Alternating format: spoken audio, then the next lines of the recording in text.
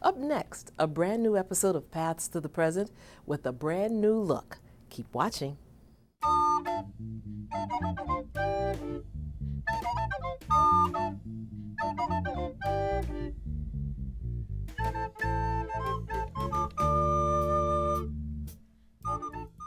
Hi, I'm Gail Street, and welcome to Paths to the Present. Today's show features a tiny pre-Civil War African American settlement that was the subject of a Black History Month exhibit. We'll also highlight a preservation success story in Clarksburg. But first, let's do our history quiz. Today's quiz asks, what happened here? We're at Riley's Lock, situated along the C&O Canal next to Seneca Creek. During the 19th century, an important industry operated just across the creek. These are its ruins. What was this, and where can we still see its product today? Think you know? Stay tuned.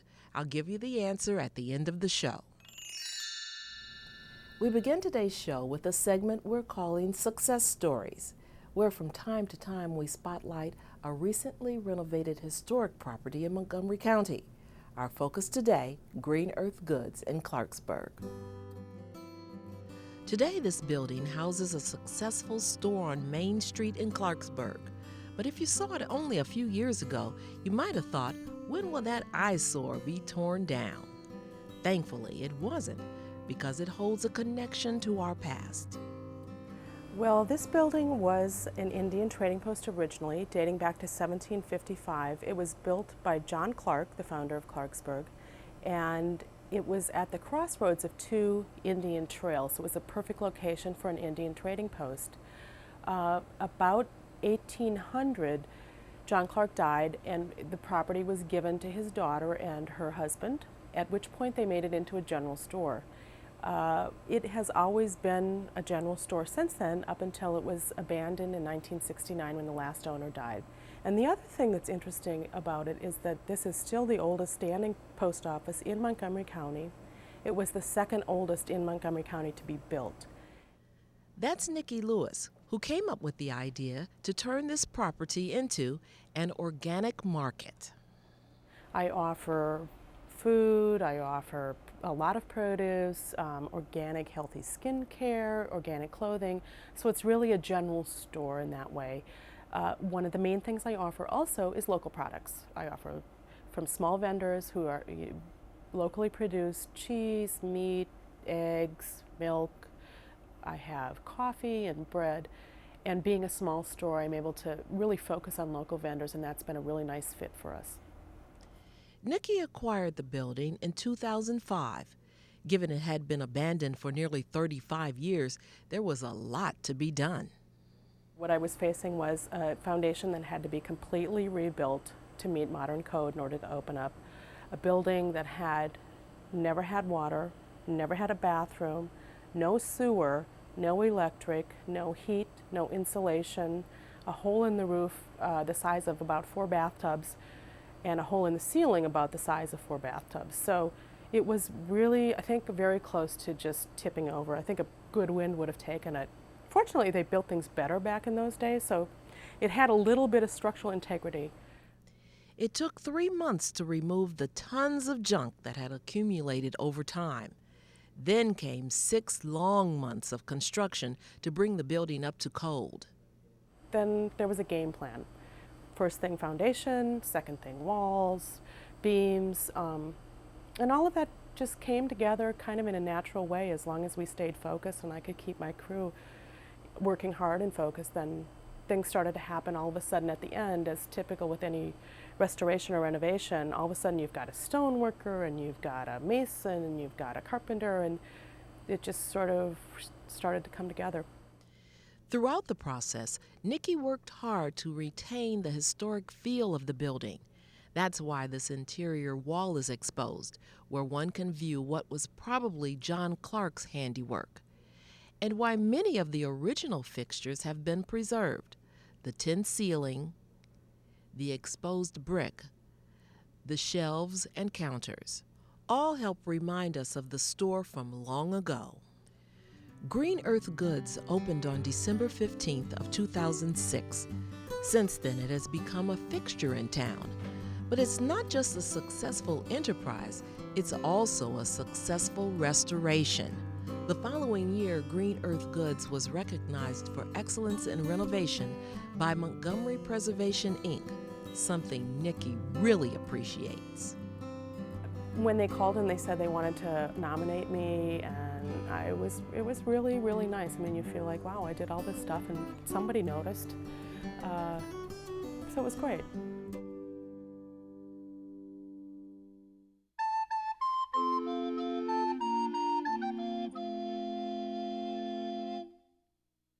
Nowadays, few people have heard of Lyttonsville, much less know the significance it holds in our history.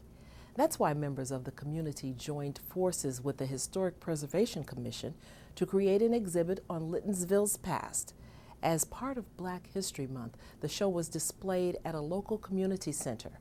In case you missed it, here's a recap. They say a community is more than the structures that house the residents, or educate the children, or offer a place to worship. It's also the people that call it home. And so it is with Lyttonsville, a formerly African American settlement established before the Civil War. Today, nothing remains of that original village, but its history endures through the collective memories of families who have lived there for generations. To bring that history to life, the Gwendolyn Cofield Recreation Center hosted an exhibit to spotlight this often overlooked community. Longtime resident Charlotte Cofield helped organize the show. If that name sounds familiar, it's because her sister is the community center's namesake. Charlotte describes how the exhibit has been received. People come in and look at this exhibit and they can relate to their families and their background, and they know people who are shown in the exhibit. So it's been a very positive thing, and it's interesting. A little kid came in and he says, "Oh, my uncle is over there. He's on the baseball team." So things like that really, it makes it nice. But overall, it's been very well received. While residents like Charlotte played a pivotal role in creating the exhibit, members of the county's historic preservation staff lent a hand. Susan Soderberg, public historian for Montgomery County, helped with the historic research. Well, Lyttonsville started when a freed slave by the name of Samuel Lytton was given land by his former owner, and he built a house here. He had a farm, and he raised his children who stayed in the area, and other black people started moving in. As more and more African American families moved into the area, they formed a church.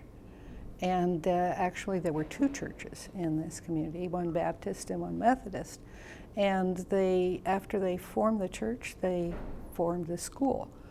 They had the children met in the church until they could get a school building built.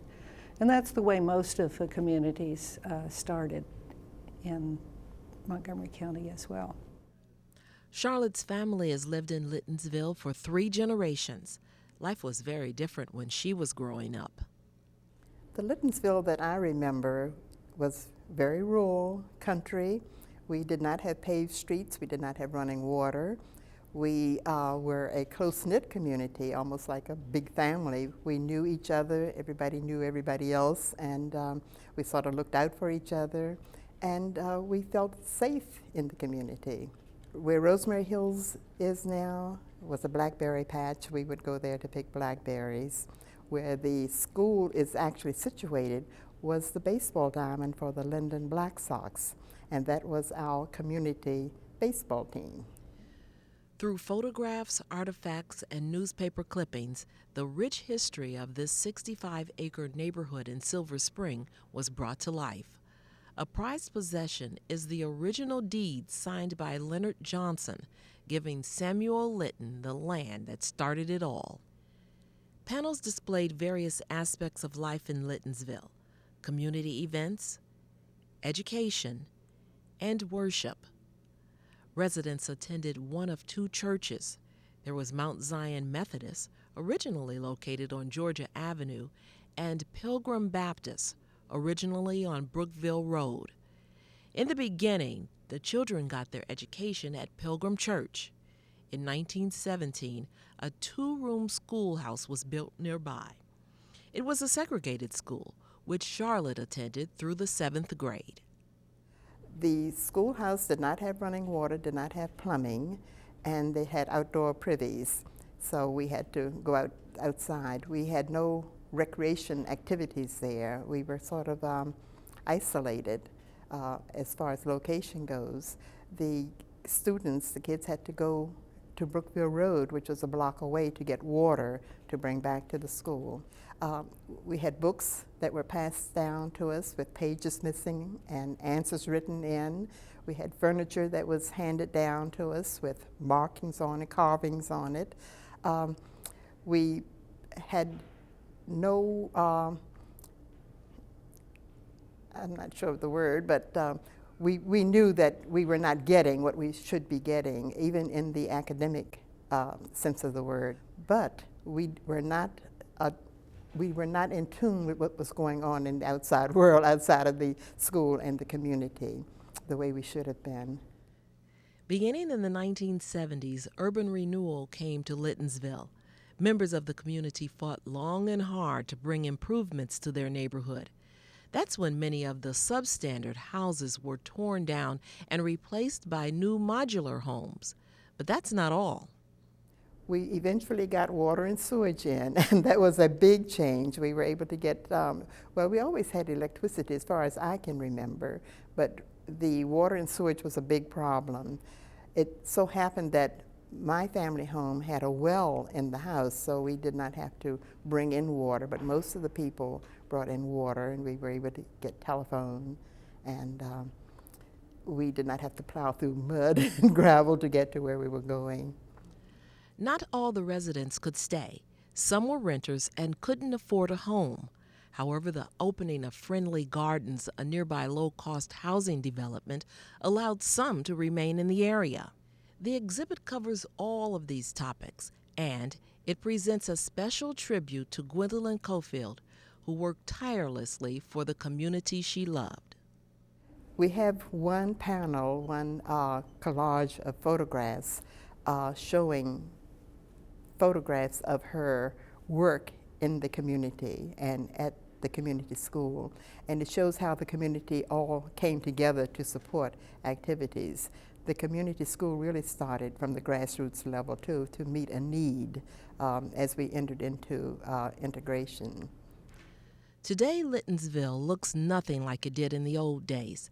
The 65 acres are a mixture of all types of housing, both old and new, with light industry lining Brookville Road. Given how much has changed, Charlotte feels an urgency to tell the story of her home. Oh, I think it's very, very important. It's a good idea to let the young folks coming through today know whose shoulders they stood on to get to where they are. And a lot of them don't appreciate it because they're not aware of the history. So we'd like to get that especially out to the young kids. So have you cracked today's history quiz? We asked the question, what operated at this spot near Seneca Creek along the C&O Canal, and where its products can be seen today? The Seneca Stone Cutting Mill operated here from 1774 until 1900. Men worked long hours to mine the red sandstone, which was used in many local structures. Riley's Lock House, the Seneca Schoolhouse, and St. John's Church are just a few that are still around. Probably the best known is the Smithsonian Castle in Washington, D.C. Well, that's all the time we have for this show. If you have comments for us or ideas for future shows, send an email to paths-present@verizon.net. Be sure to tune in again next time when we feature Clara Barton's home in Glen Echo. See you then.